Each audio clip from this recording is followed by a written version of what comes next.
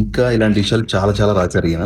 కాశీ గురించి రాశారు. పావన క్షేత్రములకెల్ల వాసి వారణాసి, భూలోక వైకుంఠం తిరుమల క్షేత్రం అయితే భూలోక కైలాసం ఈ కాశీ క్షేత్రం. ఆయన ఇంద్ర మూవీ షూటింగ్కి వెళ్ళినప్పుడు అక్కడ జరిగిన ఆ సీన్స్ గురించి అవంతా కూడా ఇక్కడ నీట్గా రాశారు. మళ్ళీ చాలా పొయిటిక్గా చాలా బాగా రాశారు.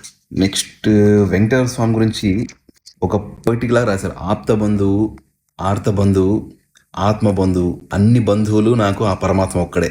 ఆయన ఫిల్మ్ ఇండస్ట్రీలో తన టాలెంట్కి ఒక పెద్ద కాంప్లిమెంట్ ఇచ్చిన డైరెక్టర్ విశ్వనాథ్ గారు ఒక మాట రాశారు. మనం దేవుడి పటాన్ని కానీ విగ్రహాన్ని కానీ చూడగానే అప్రయత్నంగా రెండు చేతులు ఎలా అయితే జోడిస్తామో, నీ మొహం చూడగానే రెండు పెదవులు అలా నవ్వడానికి సిద్ధంగా ఉంటాయి అని విశ్వనాథ్ గారు ఇచ్చిన కాంప్లిమెంట్ని ఈయన బుక్లో ఇలా రాశారనమాట.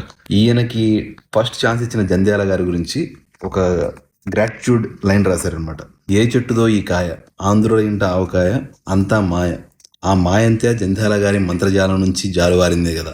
అక్షరాల పొట్ట చెక్కలయ్యే వేళ, సంభాషణల బుగ్గలు నొప్పెట్టే వేళ, కుర్చీలో ఎగిరెగిరి పడిన ఒళ్ళు ఉల్లాసంగా సేద తీరే వేళ, జంధ్యాల గారి జ్ఞాపకాల దుంతరులు తెరలు తెరలుగా స్పృశించే వేళ, నా వంటి నటుల స్వప్నం రసాత్మకమై అద్భుతంగా ఆవిష్కరించే వేళ, హృదయానికి దగ్గరై ఉదయాస్తమయాలకు దూరమై అనంత దిగంతాలకు తరలిపోయిన బహుదూరపు బాటసారి, ఎందుకయ్యా అంత తొందర నీకు, మీరు లేని లోటు ఎవరు తీరుస్తారు చిత్రసీమకు. ఎంత గ్రాటిట్యూడ్తో రాశాడు చూడండి ఈ లైన్స్, ఎంత డెప్త్ చూడండి ఆ వర్డ్స్లో కూడా.